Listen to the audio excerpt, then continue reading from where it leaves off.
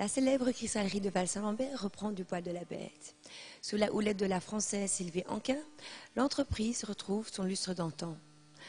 Grâce à ses collections de bijoux, d'accessoires d'intérieur et de flacons de parfum résolument dans l'air du temps, la société de verrerie de Val-Saint-Lambert a vu le jour en 1826, soit 4 ans avant la fondation de la Belgique, sur le site d'une ancienne abbaye cistercienne datant de 1098.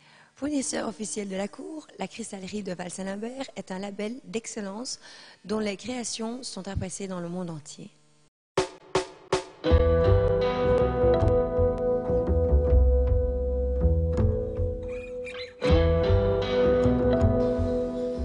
Bonsoir, nous sommes ici au château de Val-Saint-Lambert à Serein pour l'inauguration d'un nouveau musée. Alors ce soir, nous allons découvrir différentes ambiances dans différentes salles qui ont été créées par rapport à des thématiques européennes. Donc on va se retrouver dans une salle italienne, une salle de Londres, une salle parisienne, etc. On va découvrir tout ça ensemble tout à l'heure.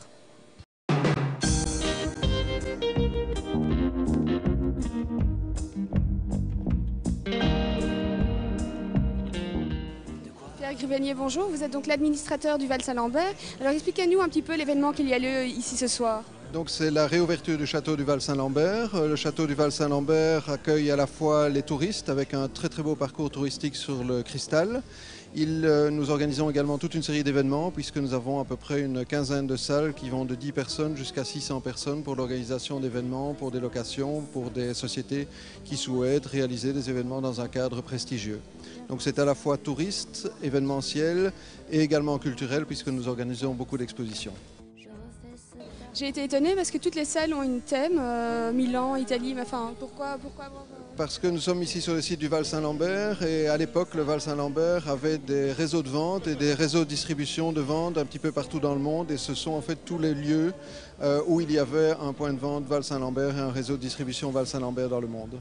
Donc Paris, Londres, Berlin, Rome, Milan, Buenos Aires. Buenos Aires et également Saint-Pétersbourg, Le Caire, Bombay. Donc toutes ces salles sont effectivement issues de noms de villes dans lesquelles se trouvaient les cristalleries du Val-Saint-Lambert de manière très présente.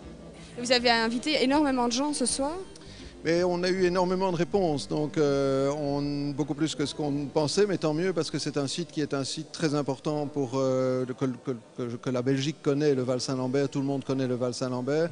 Donc c'est un site qui est un site important et automatiquement, si vous voulez, les gens se sentent très concernés par le développement de cet emplacement.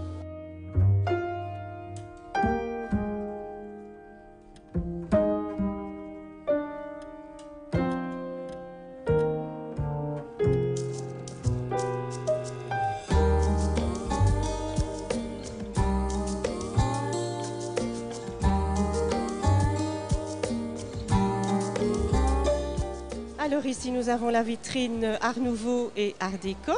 La vitrine on commence à cette extrémité. Vous avez donc des pièces qui ont été réalisées par les frères Muller par exemple, qui ont été invités au Val par Léon Le Dru au début du XXe siècle. C'était des verriers qui travaillaient à Nancy.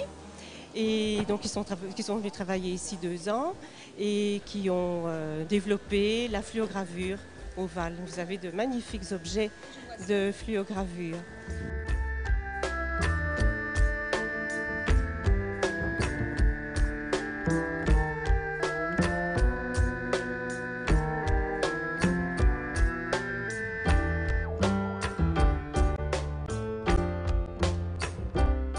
Et ici, c'est la fontaine de lumière. Vous avez une boule de cristal qui tourne en mouvement permanent.